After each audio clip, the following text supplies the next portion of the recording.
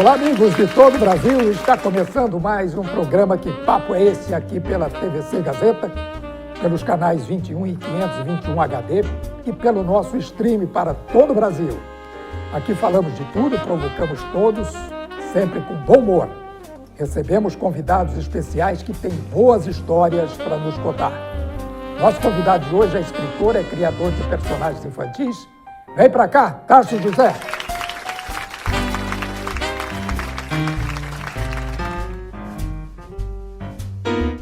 Eu quero, antes de começar essa conversa com você, mandar um abraço para o pessoal de Andradina, porque agora nós estamos também entrando em Andradina e nas cidades daquela região. Então, amigos, muito obrigado pela audiência e a gente vai estar sempre por aqui à disposição de vocês. Tarso, que prazer. Eu gostaria inicialmente de conversar com você sobre livros, sobre literatura, sobre a sua vida. É minha área. E eu me lembro que você era jogador de snooker. Conta um pouquinho desse começo da sua vida. Olha, você jogava profissionalmente? Não vou dizer que seja profissionalmente, tá? Eu tive um vício, tá, dentro do jogo. Isso é uma coisa terrível. E eu ganhei dinheiro com isso, perdi muito dinheiro com isso, andei pelo Brasil todo com isso. Perdeu mais ou ganhou mais? Ganhei mais do que perdi. Tá bom. Ainda está no lucro. Isso, não, fiquei no lucro. Agora, fora as brigas, né? A descompostura, a cidade estranha. Você vai jogar com o sujeito que você não sabe quem que é, quer dizer, para arrumar uma confusão é daqui para ali. É viciante o snooker? Terrivelmente. É? Isso vicia porque ele causa um prazer imediato.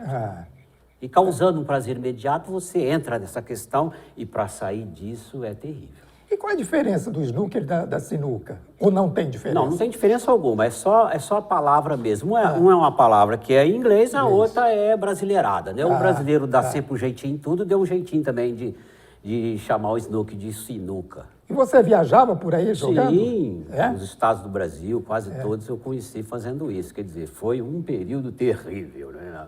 Vamos deixar essa história. Então você já era quase um profissional. Sim, quase um profissional. Sim, quase. Tá. O vício obriga você a profissionalizar, você a se tornar cada vez melhor. E o vício do snooker, como qualquer outro vício, é isso que você carrega. Você também se aventurou pelo futebol. Você me disse que jogou na seleção do Exército. Vamos deixar isso claro, a seleção do Exército, mas de Lins, não é a seleção do Exército do Brasil, mas sim de Lins, da cidade de Lins. E com isso eu tive a oportunidade de jogar fora. Você serviu em Lins? Servi em Lins. Tá. E você jogava em que posição? Centroavante. Centroavante. Meu negócio é marcar gol até hoje. Você acredita, Bittencourt, que eu marco gol até hoje? Se deixar agora, a bola sobrou, quicou, é barbante. Jogar no Exército, centroavante, se não fizer gol, corre o risco de cadeia. Sim, ali o subtenente fala, eu quero 3 gols. Tem que fazer. Tem que fazer. Se vira. Assim, não. Outra coisa, você é criador de personagens infantis. Que personagem você criou? Olha, eu já criei vários personagens infantis, mas o que mais se destacou e que eu fiz um longo trabalho entre prefeitura, na minha cidade, em várias cidades, foi o Zé Limpinho. O Zé Limpinho foi um personagem que realmente, eu posso dizer assim, que deu certo, né? Eu tenho os direitos autorais sobre ele. E ele fez muito sucesso durante um período de 15 anos. Depois eu tomei outras estradas e ele ficou por aí, mas eu pretendo retomá-lo. Vamos dar uma olhada aqui. Esse é o Zé Limpinho, né, que Sim. você criou. É um personagem educativo. Sim. Né? Ele ensina as crianças as questões do meio ambiente.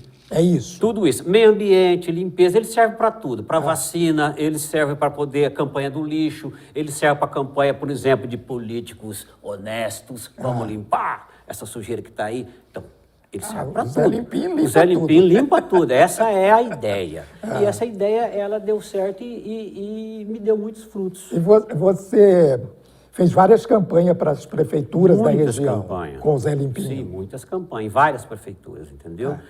Teve prefeitura que fez campanha do lixo durante 2, 3 anos com a figura do Zé Limpinho. E ele está aposentado hoje ou Não, de férias? é porque eu tenho muitas coisas a fazer, o livro me toma muito tempo, a literatura me toma... Eu também sou psicólogo, filósofo e tal, isso aí é cansativo. As pessoas me procuram, então...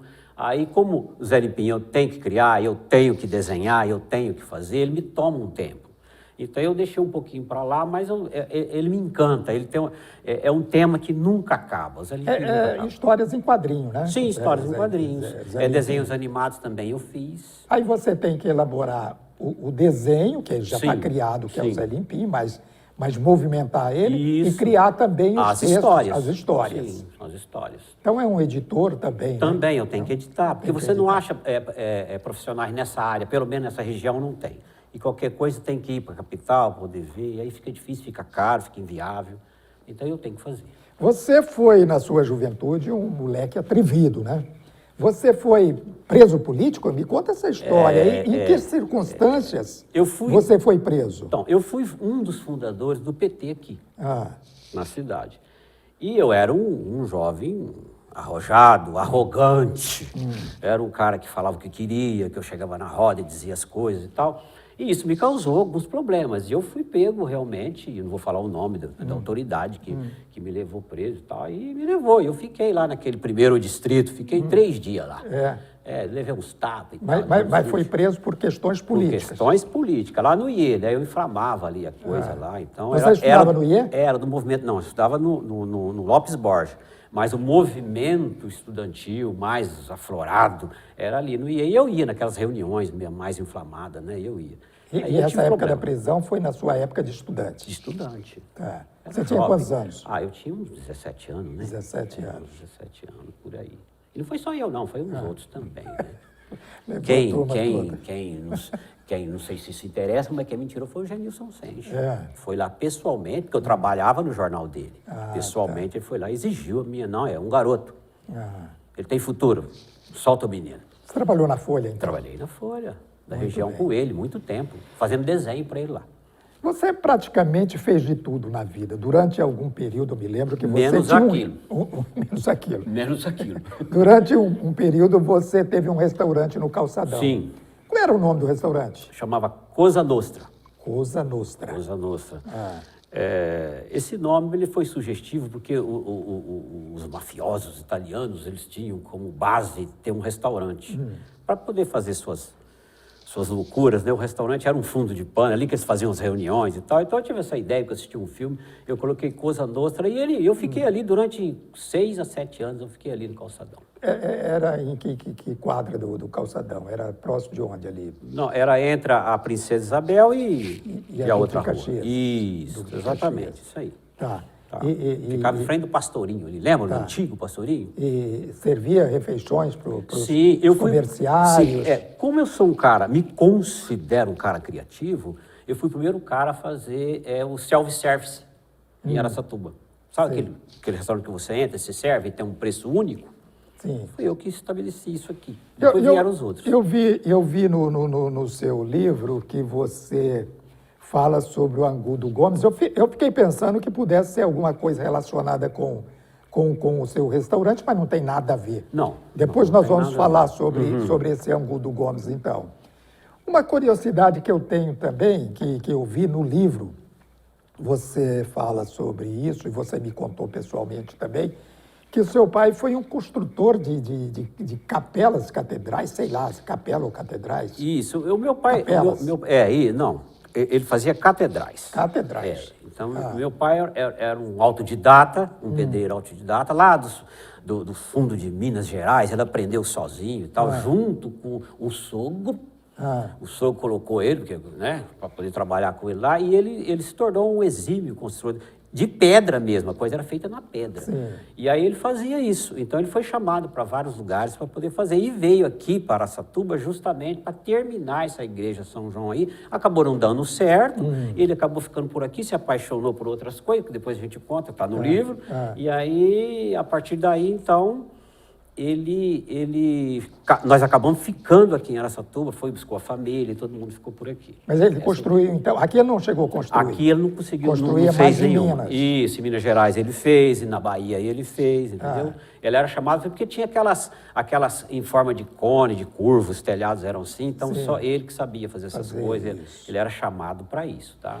Será que o fato de seu pai ter construído tantas igrejas e Foi alguma praga para você ter casado 6 vezes? Você casou 6 vezes? Eu casei várias vezes. Vamos deixar de 6, né? 6 é uma boa conta, vamos deixar por aí. Mas eu casei muitas vezes, né? Eu sou um eterno apaixonado, né? A gente precisa se apaixonar o tempo todo. A paixão é a razão da vida. Sem paixão, Bittencourt, vai casar. a vida não serve. E hoje você está casado? Sim, hoje eu achei uma que conseguiu ficar comigo, né? Porque ficar comigo não deve ser fácil, Não deve ser. Ela fala assim, não é fácil, mas eu vou ficando, né? Tem filhos? Tenho muitos filhos. É outro assunto delicado. Muito bem, olha, a gente vai fazer um intervalo. Sim. E nós voltamos aí na sequência com essas suas histórias tão interessantes aí, e falar também sobre o seu livro, que eu li bastante sobre ele, tem coisas muito interessantes para a gente conversar. Nós voltamos daqui a pouquinho. Até já.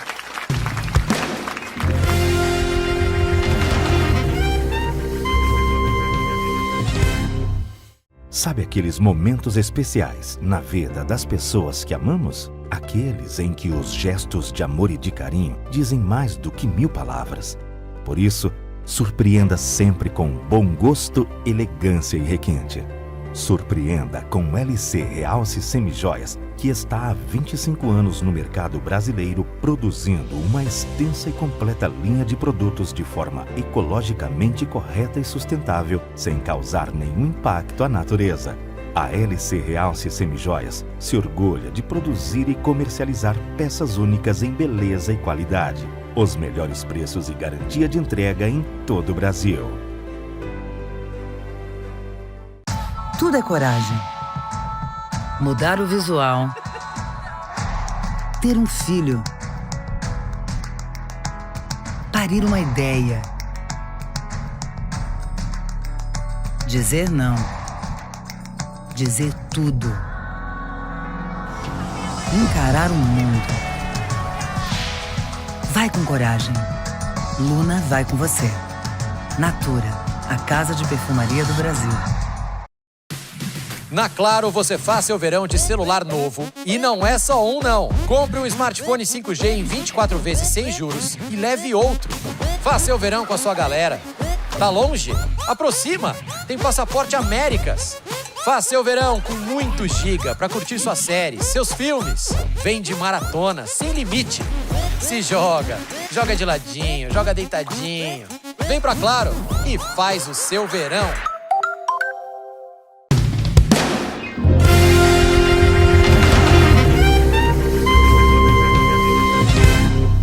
Muito bem, amigos, estamos de volta com Que Papo é Esse? Nessa conversa agradável com o Tarso aqui, esse escritor que tem histórias interessantes para nos contar aqui. Tarso, você é escritor também, né? Sim, não adianta você ter boas histórias, você tem que saber contar essas histórias também. Você é um contador de histórias? Sim. Contar história é uma ciência, é uma arte. É uma arte.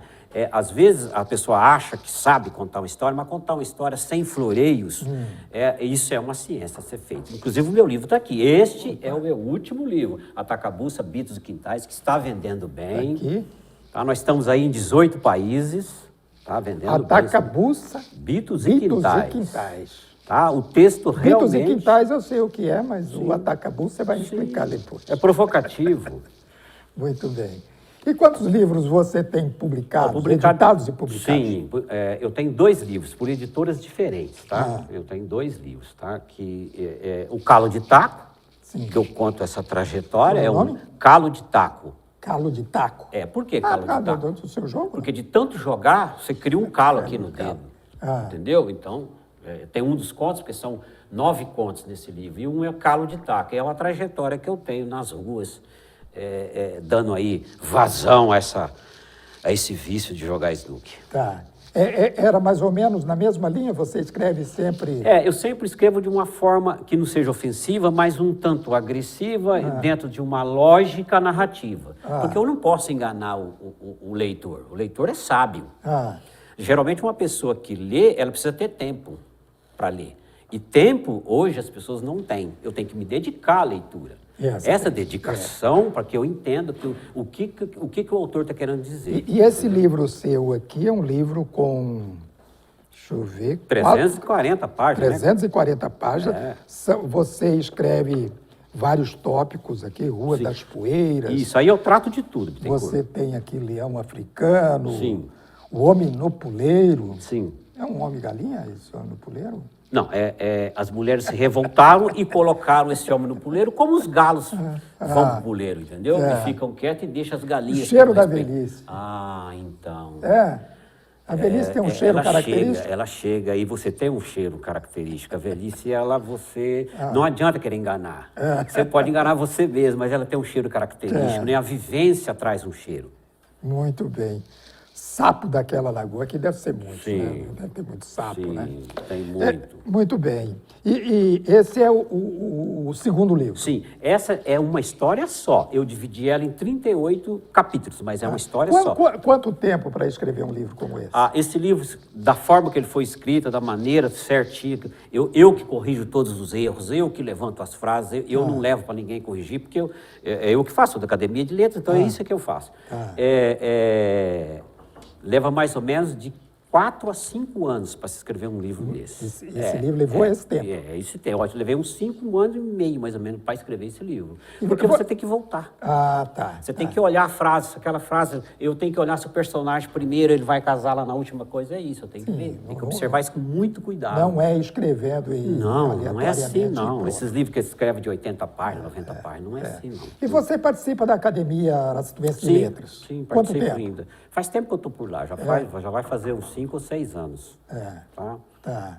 E qual é a relevância da academia na sua vida como escritor? Então, a academia é importante porque o que a academia faz? A academia ela tem que cuidar da língua portuguesa. É isso que ela tem que fazer, ela tem que cuidar da língua. Hoje já não se tem esse cuidado com a língua. As academias no Brasil todo, essa é a preocupação. E eles lá são bons no que fazem, é por isso que eu estou por lá, entendeu? São os meus idosos lá, e tem gente que não é tão idosa, está por lá, mas entende do que faz. Mas sempre aprende, né? Sempre Convivendo muito. com quem sabe, aprendizado- você está sempre aprendendo. Bittencourt, o aprendizado é até na cova. É até na cova. É. Até no dia que você mostra, está aprendendo. Aprendendo. Não tem jeito. E você já recebeu alguns prêmios literários. Que prêmios você já recebeu? Local eu tenho 6. 6. Prêmios locais. Estadual eu tenho 2. Ah. E nacional eu tenho 1. Tá. Entendeu? Eu tenho 1 prêmio. Mas com Tudo literatura. com esses 2 livros? Não, ou não, com- eu sou especialista em contos. em contos. Então eu entro em concurso de contos. De contos. É Muito bem. nisso que eu... Lendo o seu livro, Atacabuça, Beatles e Quintais, eu vi um termo que me chamou muito a atenção. Babaquara. Eu nunca tinha ouvido essa expressão. O que é o significado de babaquara? Então, isso era meu pai que falava. Ele chegava em casa cansado, falou, estou cansado desses babaquara. Eu achava que babaquara fosse alguém apaixonado por Araraquara, fica babando babaquara, né? Mas não é. Então, babaquara é aquele sujeito que cresce num determinado local e depois ele passa a mandar naquele local com as suas ideias e seus costumes. Esse é um babaquara. A Atacabuça não fugia disso. Os grandes homens, os grandes nomes que tinham ali, eles faziam a cidade parecerem com eles. Isso é ser um babaquara. Então, até porque essa coisa de ter os Beatles na cidade é por conta de que uma briga entre os fazendeiros e um cara que queria ser locutor e era gago. Os caras deram uma rádio para ele, mas ele não podia, ele só de raiva, ele só colocava música dos Beatles, entendeu? Não colocava as músicas sertanejas, que eram dos fazendeiros e tal. Essa é Ele era gago e tinha E queria e ser locutor. Então, chegou a ser? Chegou a ser, mas aí os caras deram uma rádio para ele, mas ele não podia locar, ele só podia colocar música. Ele não podia falar. E aí, com raiva de quem deu a rádio e proibiu ele de falar, ele só colocava música americanizada. E ele puniu a cidade com isso. E, na verdade, nós conhecemos os Beatles através desse maluco, né, que fez isso na cidade. E meu pai se apaixonou pela música dos Beatles. Você conheceu vários babaquaras? Nossa, como tem.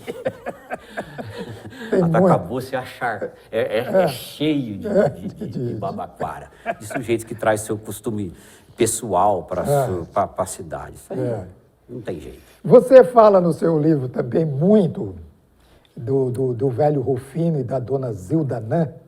Quem são esses personagens? Então, são meus pais, né? Eu coloco de uma forma bastante aflorada, bastante rica, detalhada, Porque eu coloco Zilda Nan, porque de fato a minha mãe se chamava Dona Zilda. Dona Zilda. Mas ela era pequenininha, tinha 1,35 m, falei Zilda Nan. Falei, pô, o nome é significativo, né? Nossa, aquela pequenininha. E meu pai era grande, tinha 1,90 m. E ele se chamava Delfino, mas eu coloquei Rufino. Entendeu? Rufino. Ele sabe que são eles. Não, o meu pai meu pai não identificou. Não viu o livro, não sabe essa história, porque eles já são falecidos. Já tinha falecido. Já tinha falecido. Tá. Dona Zilda também já tinha falecido? Já tinha falecido. Então, uma homenagem também para eles. Sim, é uma homenagem. É isso que a gente faz. A gente, como escritor, a gente, como coordenador das palavras, entendedor das palavras, o que a gente faz? A gente pega isso e não é que floreia. Você pega e coloca isso historicamente de uma maneira melhor, tá? Deixa de ser erudito e vai para uma coisa muito mais feliz, muito mais alegre, para que as pessoas entendam. E isso a gente chama de telúrica. Telúrica. Leva para uma telúrica a história. Aí a história fica interessante. E essas histórias que você fala do seu Rufino e da Dona Zilda Nan, você teve isso dentro de casa. Essas histórias você conviveu ali com eles, essas histórias que você criou, né? Isso. Aí eu falo de quintais. Se você me perguntou, eu vou adiantar. Quintais, o que é? Araçatuba era um grande quintal. Quer dizer, ele parava ali na igreja de São João e depois era tudo pasto, mato. Não é um quintal?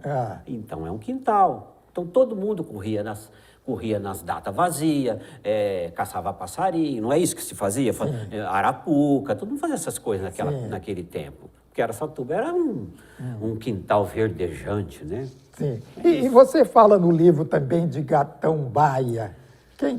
O que era Gatão Baia? Gatão Baia é um sujeito inteligentíssimo que chegou a dar até entrevista para Playboy, entendeu? É um cara inteligentíssimo. Gatão Baia, porque ele costumava casar com as mais belas mulheres da sua cidade e fora da sua cidade também. E um cara que sabia muito bem como tratar o capital para que ele florescesse, tratar bem o gado para que o gado também crescesse. E ele começou com o pai dele vendendo banana nas ruas da cidade. Então você imagina que o cara era um empreendedor da inveja, né? E virou um grande milionário. Bilionário. Bilionário.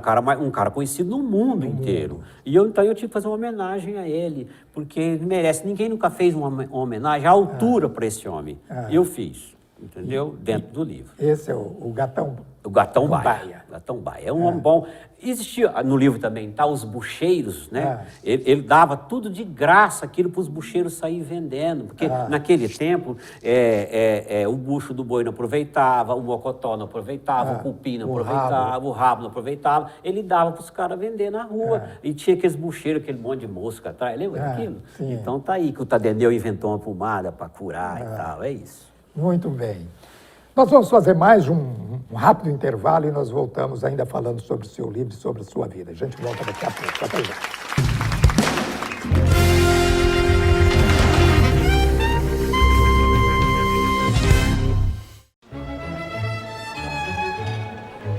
Chegaram os novos Brabos do Mac. Brabo Bacon Salad e Brabo Melt Crispy.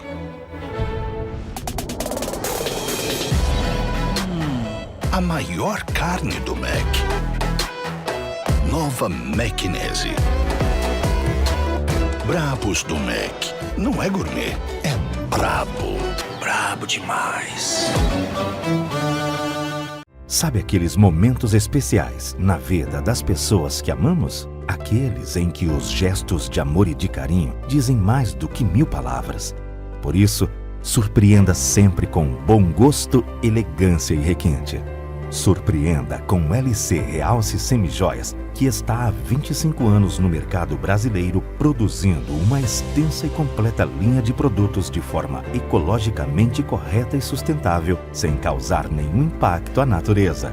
A LC Realce Semijoias se orgulha de produzir e comercializar peças únicas em beleza e qualidade.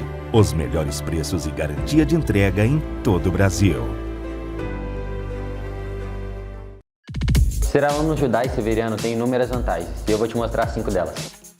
Princípios que eu vou levar para a minha vida toda. Todo o suporte dos professores em um ambiente de muito amor. Materiais didáticos que falam a nossa língua, além de realidade aumentada e plataformas digitais. Projeto de vida com orientação e tutoria, mais teste vocacional personalizado. Novo ensino médio com disciplinas que me preparam para ser o que eu quiser. Aí! Vem voar mais alto, vem pro nosso mundo. Severiana ajuda. Pé na estrada, tô só começando. Pra lidar com grana é bom aprender. Quero parceria, encarar o mundo. Não é mais um banco, é conta cash, bebê. Eu dou o tom com o meu cartão. Mesada não paga, minha conta é on. Minha conta é bebê cash, bebê. Banco do Brasil, pra tudo que você imaginar.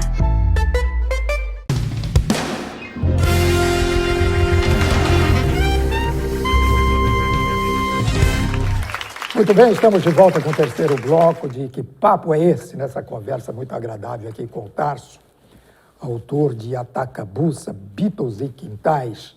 O que esse livro fala no geral? São várias histórias, vários tópicos contando histórias que você viveu. Não, é uma história só, são coisas que eu vivi. E como eu vivi na vida política, como eu tenho formação erudita, aquela coisa toda, e eu preciso... Não adianta você ter conhecimento e não passar isso para quem deseja conhecer.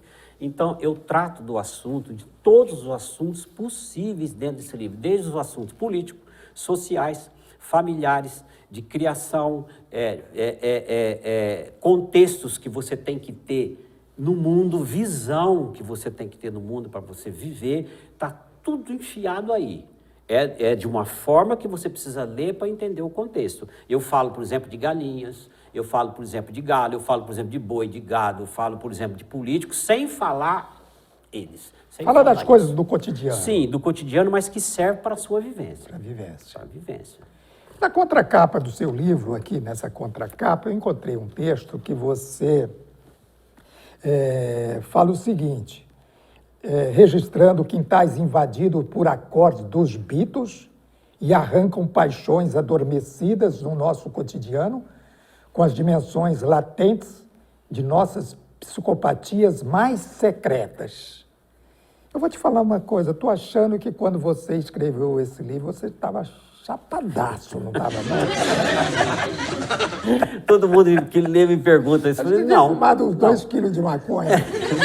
Eu já sou maluco por natureza, né? Eu nunca usei esse tipo de coisa, até porque nos lugares onde eu andava, isso era proibidíssimo. No meu tempo se chamava maconheiro, não é? Olha lá o maconheiro, né? Hoje... E era depreciativo. Sim, demais. É uma vergonha para a família, aquela coisa toda. Você entrava numa linha do fracasso. Então, eu nunca usei isso. Então, os meus devaneios, eles são mentais natural. Eu acho que eu já naturalmente nasci desse já jeito. faz essas viagens. Se eu fumar essas coisas, ou usar esse tipo de psicotrópico, lembra? Sim. Né? De tóxico, né? Falava-se tóxico, não era nem tóxico, era tóxico. A minha mãe fala, você não está mexendo com tóxico, não, né? Você está chegando 4 horas da manhã? Eu falei, não, mãe. Não. O máximo é um vinho. Mas você também costumava beber nessa juventude, não? Na juventude eu comecei a tomar assim, porque você vai para essas baladas, para essas coisas, não tem como você ficar fora. Aí, então você tinha que beber uma cervejinha, mas até hoje eu consigo beber aquelas pequenininhas, eu bebo 2 e tal, eu não vou além disso. Aí começa a ficar alegre, aí fica ruim. Eu tenho que estar dentro do meu conceito de viver. Né? Fuma, não? Não, também não. Não fumava maconha, não fuma cigarro? Não. Você está com quantos anos? Bom, aí você quer me enrolar, mas tudo bem. É que o Brasil saiba. Vou fazer 69 anos. Tá menino. Eu sou velho. Tá menino. O cheiro da velhice já está você fala do cheiro da velhice aqui no tá capítulo do livro. Tá aí dentro. Um dos capítulos eu trato disso. Tem um cheiro característico? Tem característico. Você pode entrar, por exemplo, num asilo de velhos, ele tem aquele cheiro característico. Você vai numa casa onde só tem um idoso, ele tem aquele cheiro. Já é dele. Por quê? Isso tem uma explicação científica. Você não me perguntou, mas eu vou além. Ele vai perdendo células do corpo que fica na roupa, fica na camisa. Entendi. Entendeu? Esse cheiro de células mortas, elas têm uma característica. Quando é jovem, essa célula não carrega esse cheiro, mas aí já vem do interior do corpo do sujeito. Então, aí ele tem um cheiro característico. E aí você registrou essa história aqui? Eu faço essa história aí, porque o cheiro da velhice significa que você é sábio. Porém, não é mais jovem nem ágil. Tem que usar bem a sua sabedoria. É isso. Em um dos capítulos do seu livro, você fala sobre o sofrimento do pardal. E aí não é um pássaro, é um amigo seu que contraiu uma bactéria de urubu. Que história é essa? Então, esse pardal, na verdade, seria o meu irmão.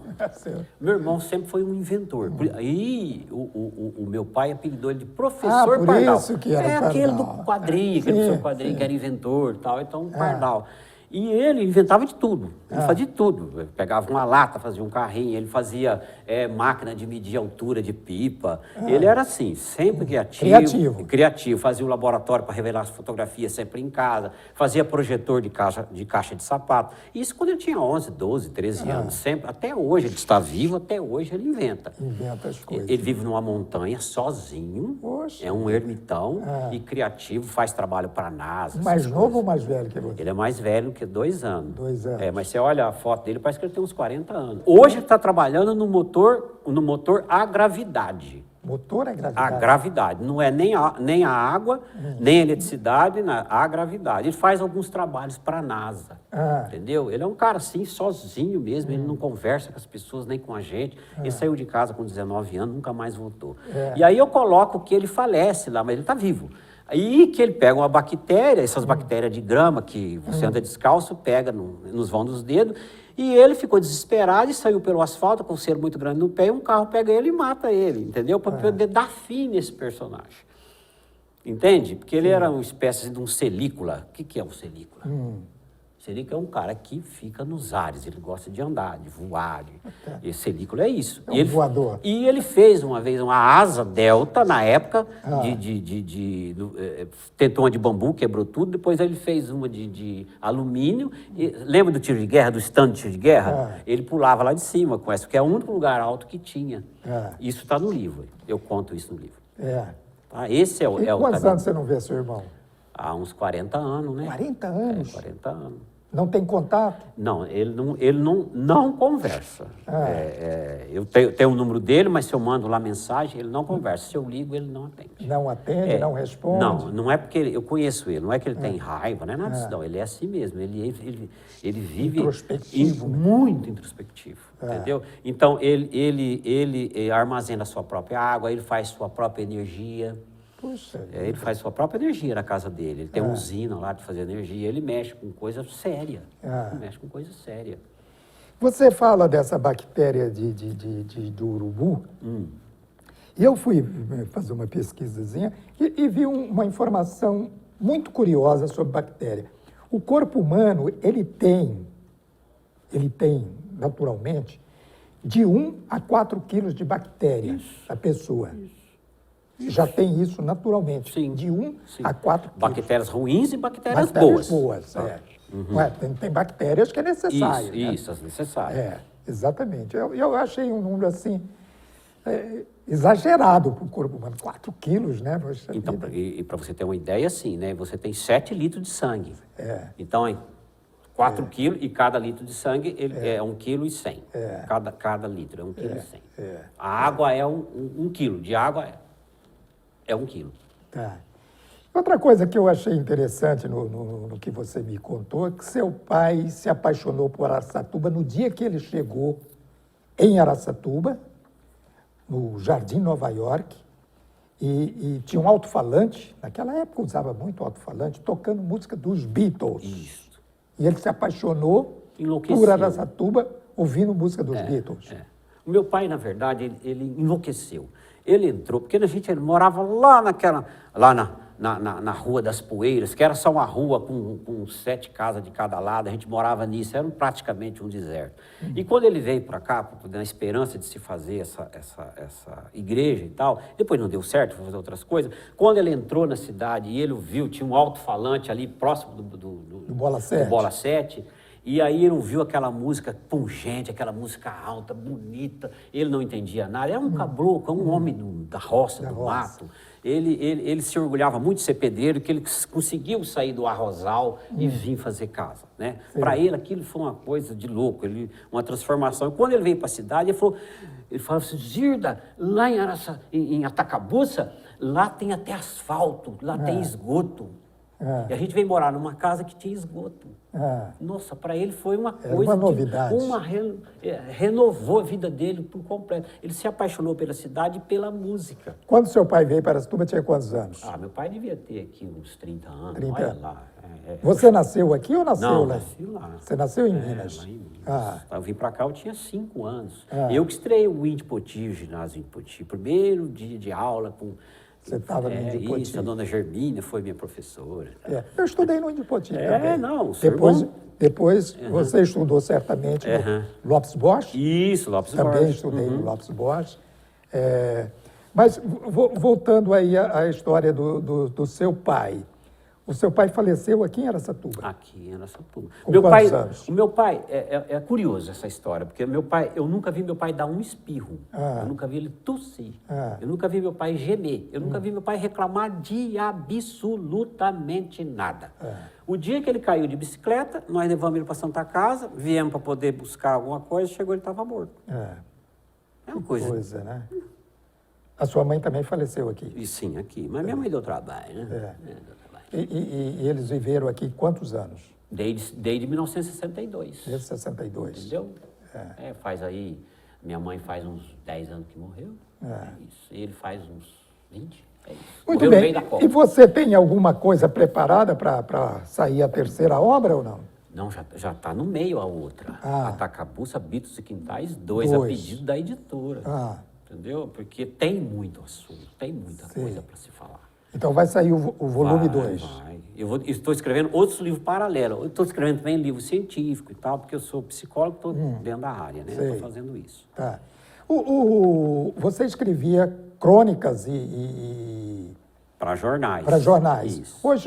Hoje você não faz mais para as redes sociais? Não faço porque não rende absolutamente nada e você, a nossa cultura... Não te dá prazer? Nenhuma, porque a nossa cultura hoje é uma cultura muito pobre, as pessoas não procuram uma coisa realmente que vai acender neles, que ele vai ser mais criativo, que ele vai mudar a vida dele lendo alguma coisa. Não é mais assim, é só meio... É uma coisa que não leva a nada. Então, eu conversei esses dias com o Arnon aqui, e eu vou perguntar para ele, eu perguntei para o Arnon isso, e vou perguntar para você também, a questão das pessoas não gostar de ler hoje, né? Tem pessoas que não gostam de ler. Eu conversei com um garoto e ele falou assim, eu gosto mais de notícia que eu fico ouvindo, entendeu? Não lendo. Quer dizer, não quer nem ler, né? Quer ouvir. Não quer ler. É lamentável, né? Sim, mas isso aí tem um erro crasso dos nossos mandatários, né? Que é o quê? É que não prepara a pessoa para ler. Porque ler é um hábito. É um hábito. Você tem que ter uma... Eu, por exemplo, não consigo ficar sem ler 50 a 60 livros por ano. Eu não consigo, não dá. Eu fico nervoso, não tem jeito. Eu tenho que ler alguma coisa. Às vezes eu leio até coisa repetida que eu já li. Então não se criou o hábito. Cometeu-se um erro enorme e gravíssimo na nossa época de colocar a gente para ler Rosinha Nossa Canoa, Jorge Amado, livros densos, pesados, para um garoto de 11, 12 anos ler. Ele toma uma bronca daquilo porque ele teria que começar a ler coisas mais leves, branda, uma coisa mais suave, né? E ensinar. Não é que todos vão ler, mas vai aumentar muito mais. Vai pegar gosto. Vai pegar gosto por leitura. Porque quando você vê... Por que o garoto falou isso para você, o rapaz? Eu não gosto de ouvir e tal, porque tira a criatividade. Você deixa de ser criativo porque te chega pronto. Chega pronto. Como é que você vai ser criativo? Exatamente. Não dá. Agora, por exemplo, tem esse livro, você lê ele, você vê de um jeito a mesma coisa que eu estou falando, o outro leitor vê de outro jeito, ele vê de outro jeito, e por aí vai. Quer dizer, cada um vai imaginar, eu falo uma loira linda e da barriga lisa, cada um vai pensar que uma loira de uma maneira diferente. E a leitura do livro é interessante porque ele te leva a viajar, a sua imaginação. Essa é a ideia. Você viaja naquela história, se transporta para aqueles lugares, vive aquilo. Se identifica com algum personagem? Se identifica com algum personagem. Não, isso aí é E o que é que você está lendo hoje? Então, hoje, o que eu mais leio hoje, eu leio de tudo. Mas, por exemplo, o que eu estou mais lendo hoje são os clássicos. Porque eu comecei a ler os clássicos com 9 anos. Quando eu falo clássico, é Platão, Sócrates, eu já lia. Né? Eu não entendia patavina, mas eu estava ali querendo entender. Hoje eu estou cravado numa história de Nietzsche. Entendeu? Então, porque Nietzsche é o filósofo dos filósofos. Então, essas coisas me interessam. Porque esses caras estão falava 200 anos atrás, coisa que nós não resolvemos até hoje. Então, isso me encanta, entendeu? Às vezes eu coloco alguma coisa também na minha literatura. Nada mais eu falo assim, Tarso, você é um gênio. Não. Eu estou no ombro de algum gênio. Eu não sou gênio, não. Eu só tenho uma capacidade criativa, talvez porque eu alimentei isso, porque eu fiz isso render. Não, todo mundo pode ser. Ah, não, mas você joga bola, e bem. Não, porque eu fiz isso a vida inteira. Né? Você sabe contar uma história, e bem. Não, é porque eu fiz isso a vida inteira. O que o sujeito faz? Ele dizima a vida dele. O que ele faz? Ele vai trabalhar. Trabalhar para quê? Para ganhar dinheiro. Pomba. Aí eu ganho dinheiro, eu me sinto poderoso. Não, você não é poderoso, você está ganhando dinheiro. Ganhando dinheiro. É só isso. Mas E quando é que sai o volume 2? A gente não tem ainda, eu não tenho uma data específica para isso, porque está no meio, né? Mas eu não tenho prazo para entregar, porque o pessoal sabe como é que eu trabalho, então não tenho prazo. Mas devo entregar daqui a um ano, mais ou menos, estou entregando isso. Muito bem. Eles, tá? Quando sair, vem aqui para a gente falar sobre o volume 2. Combinado? Combinado, venho sim. Muito bem, quero te agradecer muito por você ter vindo aqui hoje, contar essa sua vida cheia de histórias e que você viveu e fatos interessantes. Agradeço muito, viu, Tarso? Muito obrigado. Eu que agradeço. É um prazer receber você. E quero agradecer você também, amigo telespectador, por mais uma companhia nessa noite de sexta-feira. E eu espero encontrá-los novamente sexta-feira que vem com mais um Que Papo é Esse? Muito obrigado e a todos uma boa semana. Até lá.